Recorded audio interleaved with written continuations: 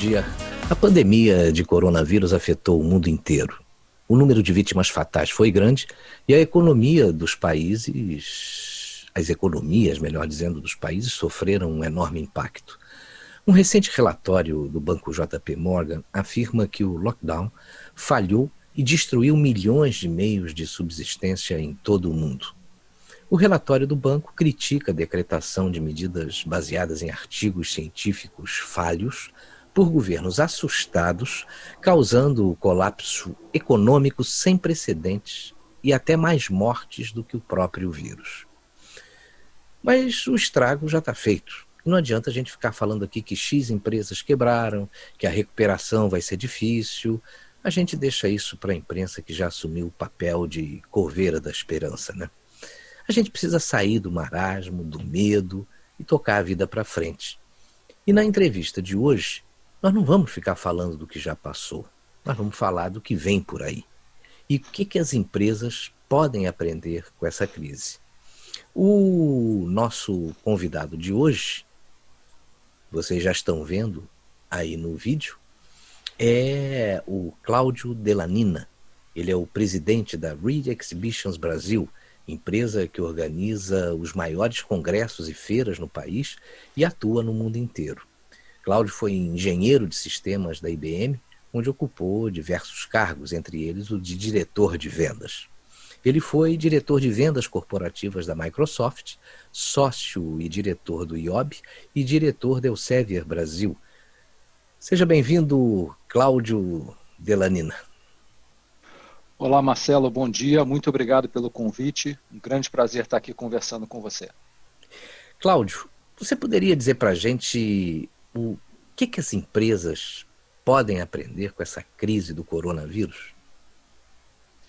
Eu acredito que tem 3 grandes aprendizados, eu diria, Marcelo. O primeiro deles é entender que esse tipo de coisa pode acontecer. Isso era impensável até pouco tempo atrás. Se alguém dissesse que nós teríamos vários segmentos de indústria fechados, praticamente sem nenhuma receita durante um período de tempo tão longo, acho que isso seria risível. E agora a gente consegue entender que esse é o tipo de coisa que pode acontecer. Aconteceu agora e pode acontecer de novo, por motivos similares ou por outros motivos. Então, primeira coisa, a empresa entender que esse tipo de ruptura pode acontecer. A segunda delas em função do entendimento da primeira, é se pensar o que eu posso fazer para tornar a minha empresa, o meu negócio mais resiliente, ou eventualmente para tornar o meu negócio antifrágil, ou seja, na medida em que algo desse tipo aconteça, como o meu negócio pode se beneficiar de uma ruptura desse tipo, ou pelo menos ter um impacto menor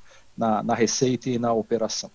E a terceira coisa, eu diria que é aprender a monitorar muito de perto o comportamento do seu cliente/consumidor. Por quê? Embora se façam muitas previsões de tudo que vai mudar no mundo pós-pandemia, são apenas previsões, são apenas opiniões e as empresas vão ter que entender o seu consumidor, o seu cliente, como ele vai reagir no final dessa pandemia, mesmo depois de uma vacina. Ou seja, o que vai mudar? Então as empresas vão ter que monitorar isso muito de perto e se adaptar com muita velocidade se elas quiserem manter esse cliente, esse consumidor. Mas o que muda nas empresas após o final dessa pandemia? Eu entendo que na medida em que a empresa consiga aprender essas lições, ela tem que implantar muito rápido alguns processos que permitam as mudanças que são necessárias. Ou seja, as empresas precisam rever os seus planos estratégicos na medida em que eles podem ter sido afetados pela pandemia. Pode ser que a empresa precise tomar uma direção diferente da que tomava antes. Pode ser que ela precise acelerar planos que eventualmente ela já tinha antes. Pode ser que ela precise apontar numa outra direção. Então, essa pandemia vai levar as empresas a olhar com muito cuidado, deveria levar as empresas a olhar com muito cuidado para os seus mercados, para os seus negócios e revisar esses planos na medida em que o mercado pode precisar de uma empresa completamente diferente da forma como a empresa opera hoje. Agora, quem faz as empresas são os profissionais aí de diversos segmentos, né? Na sua visão, a gente falou agora do papel das empresas, o que elas precisam fazer, como é que elas vão se comportar daqui para frente. Mas como é que os profissionais devem se preparar para essa nova normalidade? Eu entendo que a pandemia só acentua a necessidade de termos profissionais nas empresas que têm a atitude correta, que são proativos, que se responsabilizam por aquilo que eles têm que fazer, que não precisam de um chefe dizendo faz isso, faz aquilo, vai aqui, vai acolá. Isso já era uma realidade antes e eu acho que a pandemia só acentua isso. As empresas cada vez mais vão buscar os profissionais que têm proatividade, que têm a atitude correta, que buscam soluções para os problemas que têm e não simplesmente levam os problemas, colocam em cima da mesa do chefe e pedem que o chefe resolva. Esse mundo já estava terminando e eu acho que a pandemia mostra cada vez a necessidade dos funcionários serem extremamente proativos, terem uma atitude muito mais construtiva e muito mais de responsabilidade por aquilo que eles devem fazer, em linha com os objetivos da empresa. Cláudio, agora você imagina, né, numa situação dessa que a gente ainda está vivendo, parece que a gente está chegando no final, o mundo se transforma e eu acho que a preocupação, sobretudo dos empresários e de um empresário como você, é como é que as universidades vão estar preparando essas novas cabeças, né? Você tem razão. As universidades, de forma geral, elas preparam as pessoas, os seus alunos, com conhecimento técnico daquela área que ele escolheu.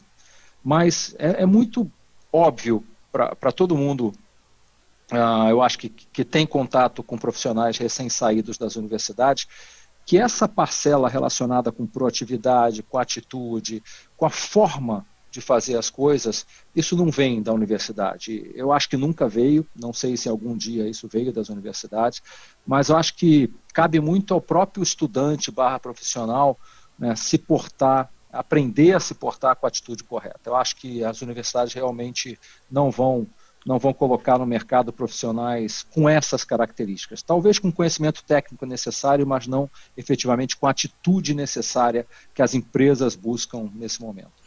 Cláudio Delanina, muito obrigado pela sua participação aqui no programa Entrevista do Instante News.1.